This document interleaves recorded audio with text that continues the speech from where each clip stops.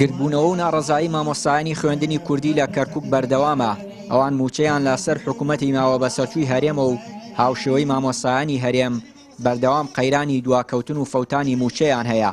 لە گرتبوونەوەکە و بۆ پشتیوانی لە داخوازی مامۆستایان مەڵبەندی کەرکووکی کۆمەڵی دادگەری و مامۆستا و فەرمانبەرانی ناڕازی و سەرۆکۆز و چالاکوانانی مەدەنی و مامۆستایانی ئاینی ئامادە بوون. مامۆستایان داوای فراوانکردنی زیاترینی ناڕەزایەتیەکان و مانگرتنی سەرتاسەری لە کەرکووک دەکەن. مامۆستایان و فەرمانبەرانی خوێندنی کوردی لە کەرکووک دوای 76 ڕۆژ لە دواکەوتنی موچەکانمان حکوومەتی هەرێم ئامادە نییە موچەکان دابەش بکە سەرەڕای دەستبەسەراگرتنی ئەو بڕەپارەیەی کە لە بەغداوە گەیشتووە کە مانگی 10 و 11 بە تەواوەتی هاتووە. ڕێگیریگرتن لە گواستنەوە و تەوتینی موچەکانمان لە بانقەکانی فیدرالی عێراق لەبەر ئەم هۆکارانە بڕیارماندا. یەکەم، خۆپیشاندان و بایکۆت بەردەوام بێت لەم گۆڕەپانە. دووەم، داوا دەکەین لە بەڕێوبەرە بەڕێزەکان غیابی هیچ مامۆستایەک نەدەن تا گەیشتنی سەرجەم موچەکانمان. سێیەم، هەوڵەکانمان بەردەوامە بەشێکی لە ڕێی پارێزگای کەرکووکەوە بۆ تەوتینکردنی موچەکانمان و گواستنەوەی ڕاژەکانمان بۆ سەر بەغدا. هەوڵەکانمان لە بەغداش بەردەوامە و بەم نزیکانە دیداری ترمان بۆ بەغدا دەبێت.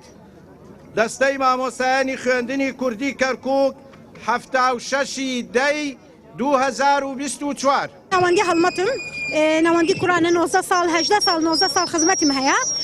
بە بۆنەی نیو سەعات تقریبا مدیرەکەم وتی ئەگەر دەرە چ غیا بدەنووسم. ئەم پێشەمەە بۆ پێشەمە ئەو پێشی مامۆستا.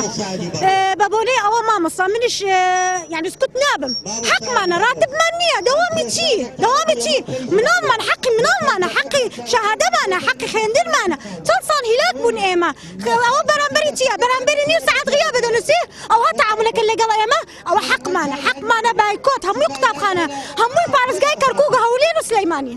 سڵاو لە خۆڕاگریتان، سڵاو لە ماندوو نەبوونتان. بەرپرسی مەڵبەندی کەرکووکی کۆمەڵی دادگەری وێڕای بەشداری لە گرتبوونەوەی مامۆستایانی خوێندنی کوردی پشتیوانی کۆمەڵی بۆ داواکاری مامۆستایان دەربڕی.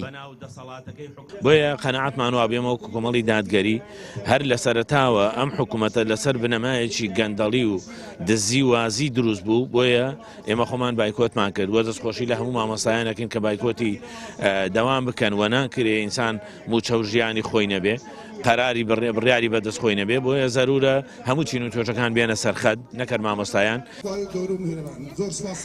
مامۆستایانی خوێندنی کوردی جگە لە چارەسەری کێشەی نەبوونی موچە داوای بەبانکیکردنی موچەکانیان و گەڕانەوەی میلاکاتیان لە حکوومەتی ماوە بەسەرچووی هەرێمەوە بۆ سەر حکوومەتی بەغداد دەکەن.